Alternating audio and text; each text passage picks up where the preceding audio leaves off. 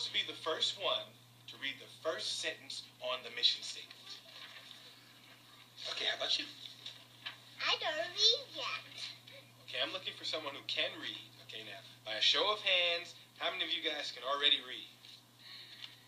Okay, raise your hand if you don't know how to read. Okay, here's what we're going to do.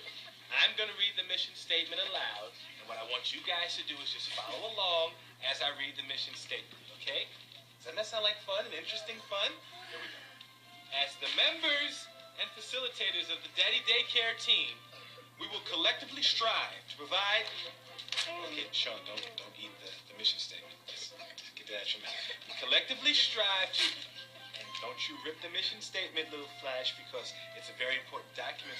Hey, nah, come here. Hey, come back here. Okay, so what he's really trying to say is,